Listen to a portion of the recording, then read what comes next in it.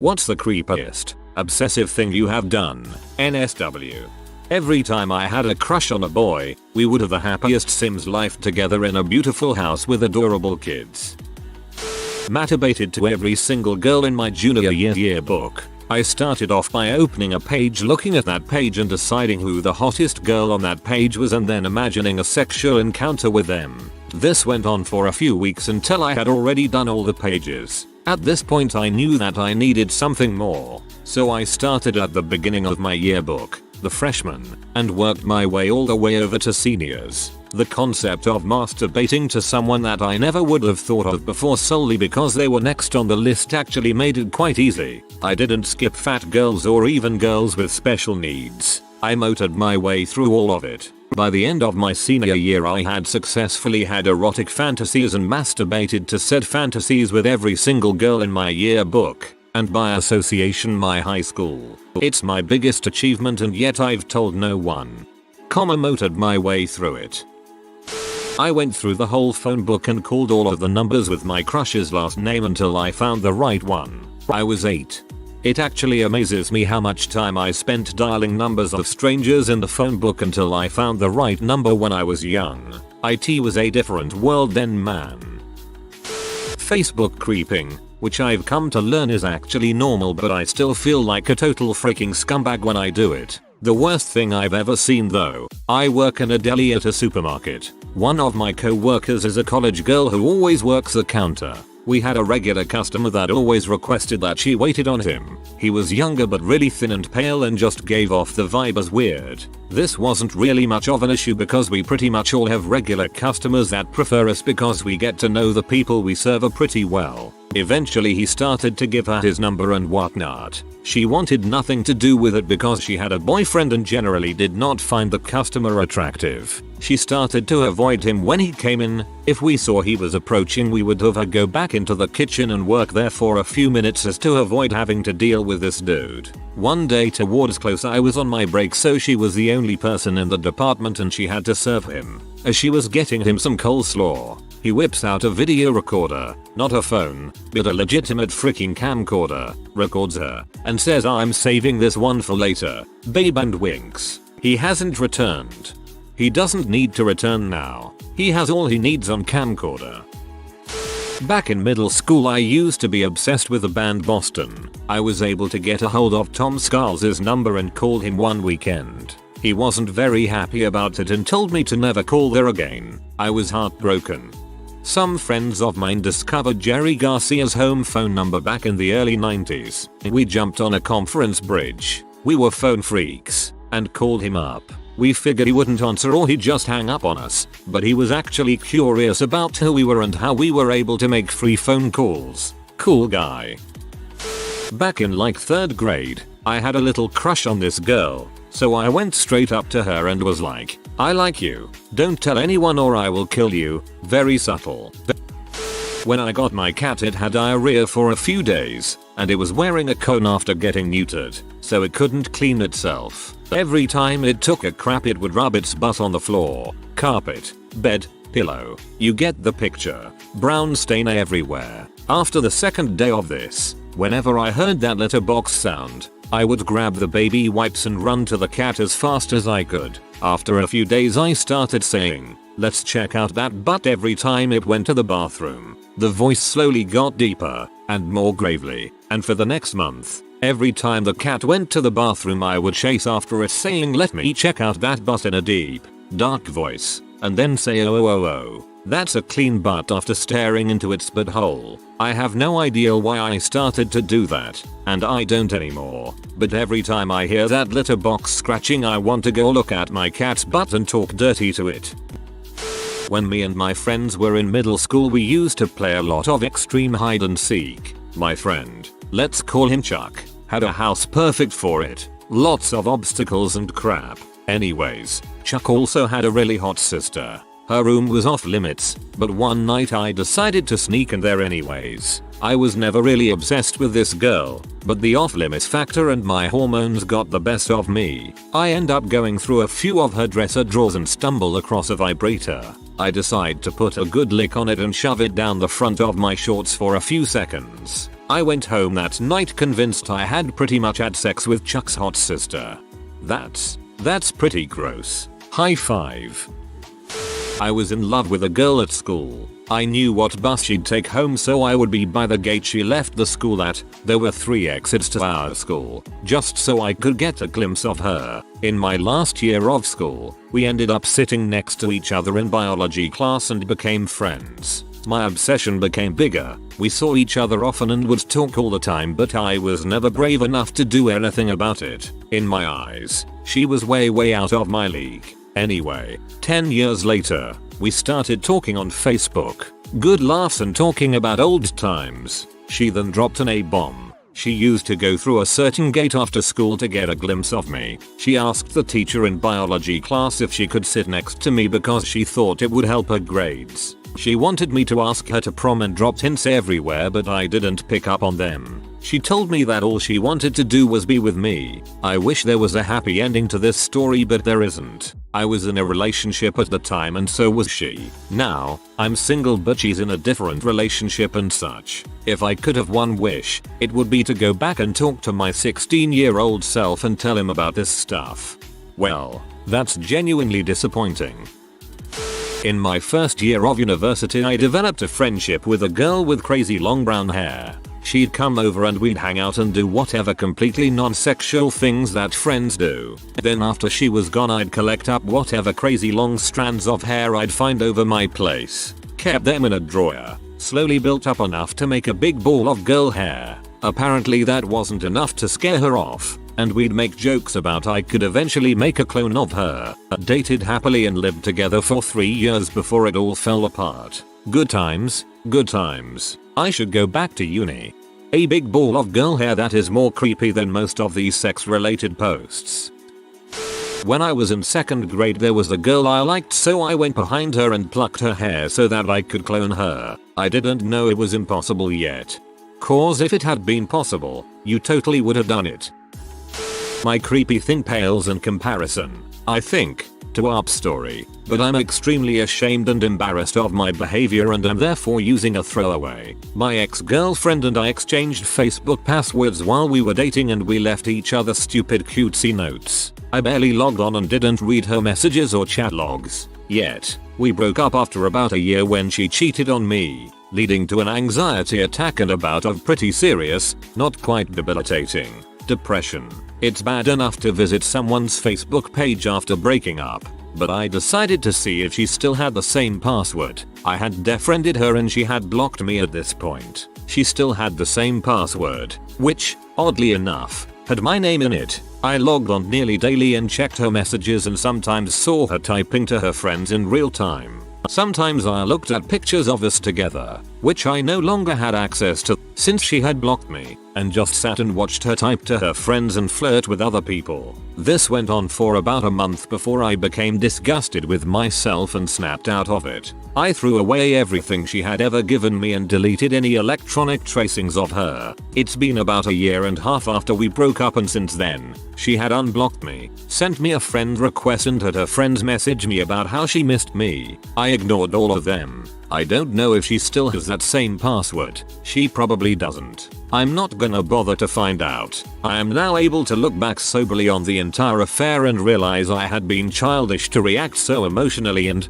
though she cheated, it doesn't even bother me to think about it anymore. My actions after the fact, however, still disturb me to this day. TLDR. Committed breakup taboo times 1,000 whilst being infinitely more creepy. Sorry, but you went from platonic friends to her fricking you in the bus with a strap-on in? That is one happy birthday present. After about 3 months of describing all kinds of intense sexual fantasies to each other in email and over the phone, that whole platonic thing had been flung out the window. This wasn't me being creepy, but rather a customer being creepy to me. I was working at a department store in the fashion department, and a larger than most bald mid-40s man started coming in every day. At first he'd browse the whole department, then only women's clothing, then only women's underwear. He would ask me questions like would I wear the ones with the pink lace? And I would never answer but rather go and get my manager to deal with it. It got to the point where he would come in and try to get me behind the clothing racks where the cameras don't reach. But of course I would just stay behind my fashion desk and politely ask that he approach me if he had any questions. Then crap started getting really weird. He would come in and just sit and stare at me while holding women's underwear. I got permission to go into the back room whenever he entered the store. My co-worker said he would ask where I was and she would just say that I wasn't working that day. One day he said, "Well, I saw her come in about 2 hours ago, so I know she's here." He then proceeded to take women's underwear into the change room hidden in men's jeans and masturbate into them, leaving jizz-filled lacy panties wadded up in the corner. As he was leaving, he told the associate closest to the door that he wanted that fashion girl with the earrings to clean it up. Of course she didn't know what that meant until later. The next time he was spotted on our camera, security immediately escorted him out and he was banned from the store. He would often sit outside and wait on the days I was closing, so I always had a manager big guy walk me out. I was in a bad car accident shortly after that and was let go because my fractured neck would somehow keep me from doing my job even once I was fully healed. That place was fricked anyway. TLDR. Creepy fat bald stalker man jizzed in some panties for me. Sorry for the wall of text. Oh dear. I always think this is a horror movie situation, but it really freaks me out to know this happens in real life.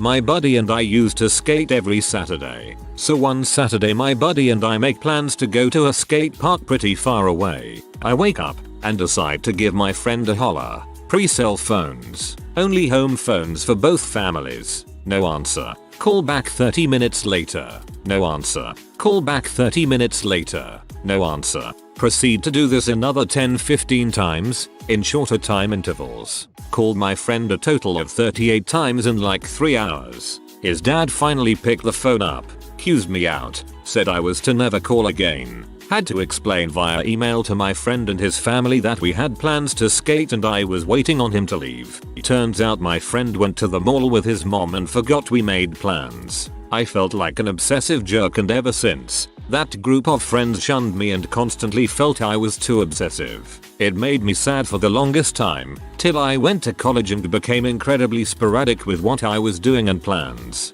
I pretty much stopped making plans with people besides girls after this. And it even has an effect on me with girls. I may shoot them 1 or 2 texts, but if I never hear back I don't ever send them another text and let it eat away at my soul while I wonder why they did not respond. Yeah, I might be fricked up.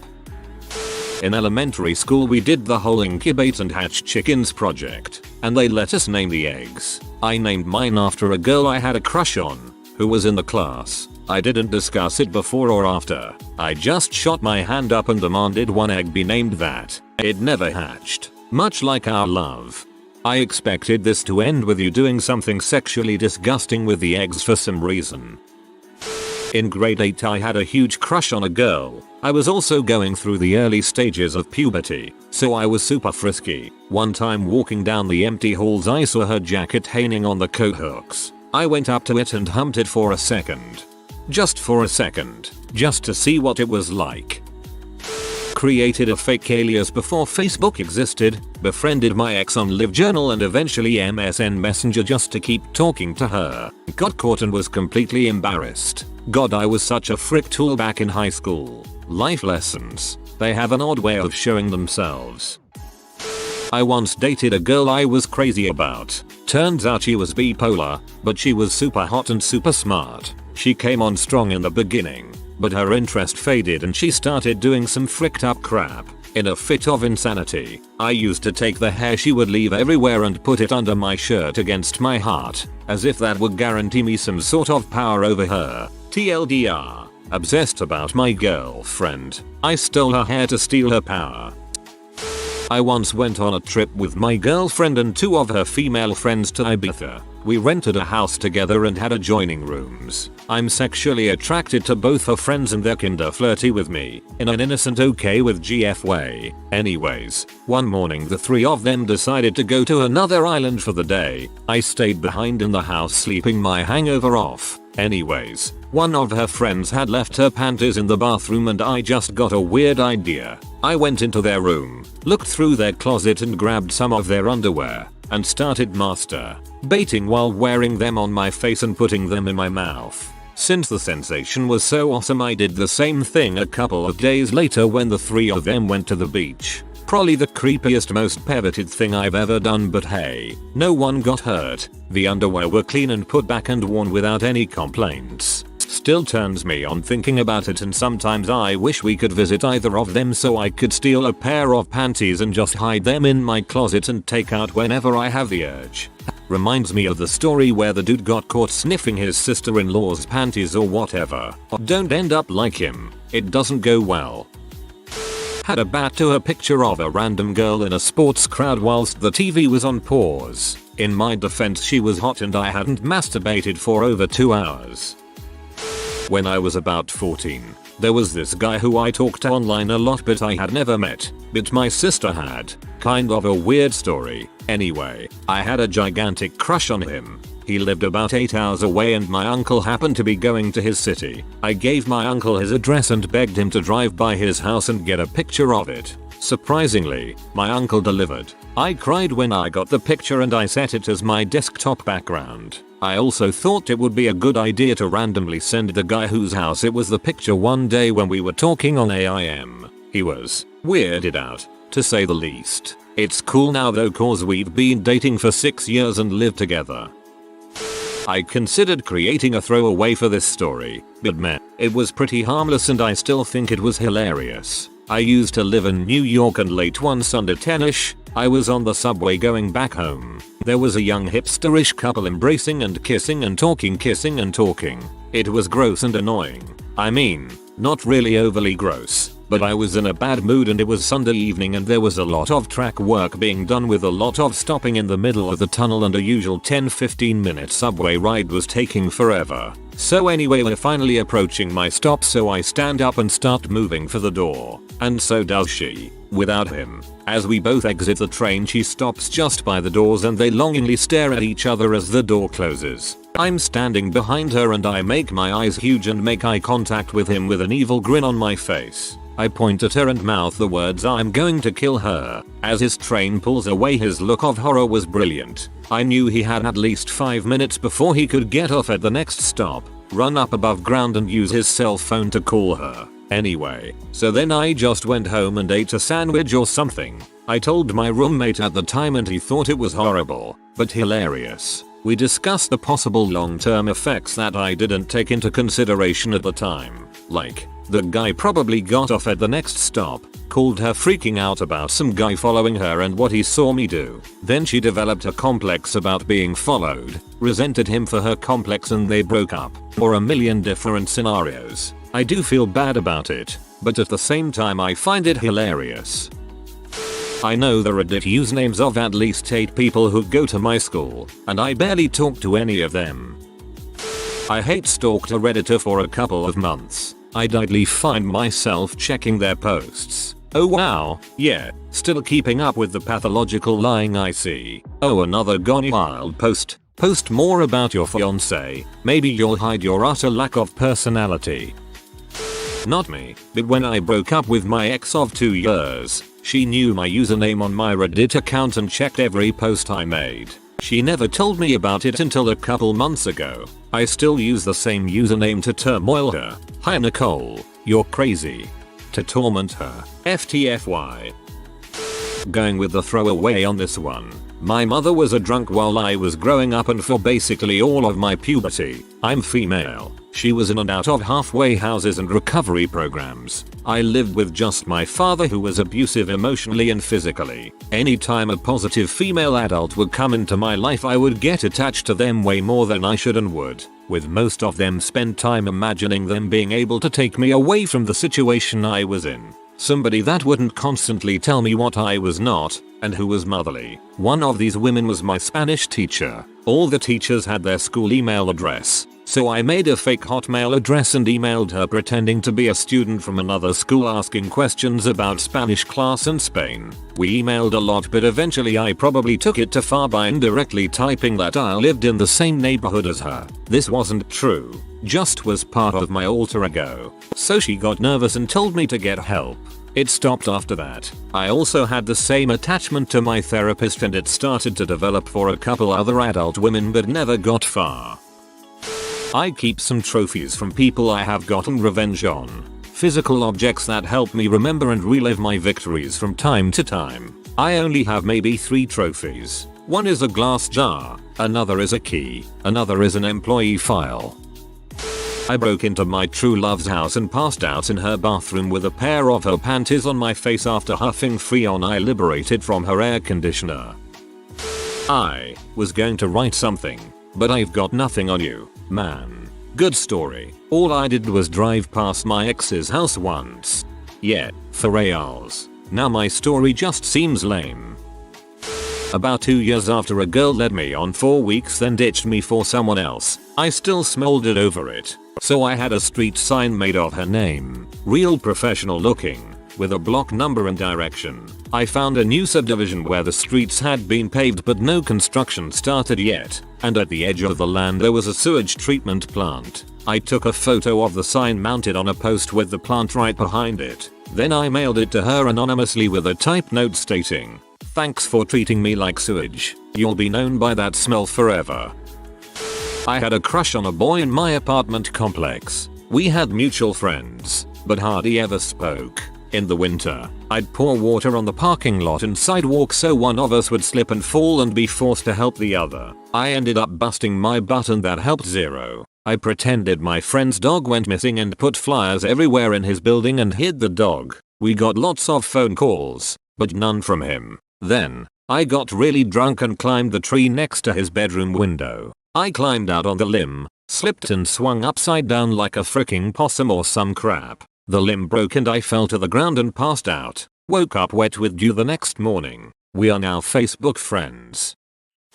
This is probably more pathetic than it is creepy, but here it goes anyway. When I was 15 and I hadn't yet figured out that I was gay, I met a guy at a party. Let's call him Josh. He stood out to me because he was pretty much the only person at the party I didn't know, and yet he knew my name somehow. Anyway, I stuck with him most of the night because he was pretty shy and quiet, and there was something about him that I found strangely appealing. We had a good time that night, but didn't really speak at all afterward. Over the next few weeks, the obsession began. Whenever class lists came out for a trip or something like that, I would check his name before my own. I would stare at him from the next classroom over. I had a friend on the yearbook club and I made her send me all of the pictures he was in, including his official yearbook picture, so I could make a collage of him. When I found out he had a girlfriend, I locked myself in my room and cried for a day and a half. One night, in a fit of passion, I started sending him anonymous email telling him how attractive he was and how badly I wanted him.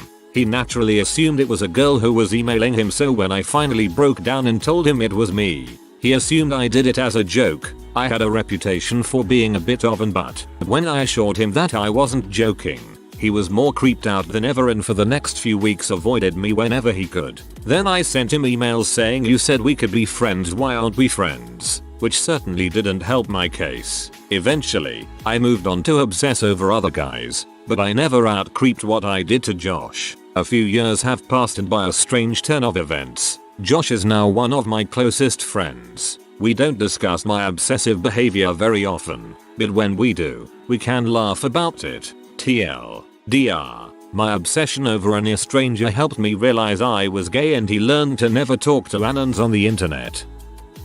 I was 16 and just broken up with my ex. She had been claiming 4 weeks prior to the breakup that the guy she was hanging out with all the time instead of me, you know, that guy. Yeah, she said he was like a brother to her. She drove me so insane with her lies upon lies. After school on the way home I'd look in through her windows to try and see her with the guy, just so I could be proven right. I left notes in various places like the compost bin and other completely random areas telling her how much I missed her, and was stalking the internet thoroughly. I had to know if my suspicions were correct. Turns out, they were. But that's not the important bit. The important bit is that it frightened me how creepy I was being. I'd like to think 5 years later I'm not the same person I was at 16. TLDR. Full stalker mode on ex-girlfriend. At 16. The combination of hormones and all that other stuff can make us teenage boys do some weird crap that seems completely rational. I saved money for 4 years to see a girl in South America. She had no idea I liked her and one day I showed up in her country. Print this out and save it in your diary. In 50 years, this period in your life will be the happiest you have ever been. I plan to be absorbed into the singularity by then. You should never let me stay the night, ever. I frequently purposefully find myself in situations where I can stay the night with strangers or friends. Then I watch you sleep. It's amazing what people do in their sleep, and I am there to witness this. Every so often I take video of you sleeping. Nothing more, nothing less. Just pure quiet video of you breathing and being asleep. I stay for hours and go from room to room watching for hours, and then I usually leave before anybody wakes up or gets wise. It's amazing people's sleepy time habits, and it fascinates me to no end. I have hundreds of hours of video of random folks sleeping. Sometimes I like to play games, but that is another post. If you are new to the channel, you can subscribe. I publish new videos every day. Until then, check another video.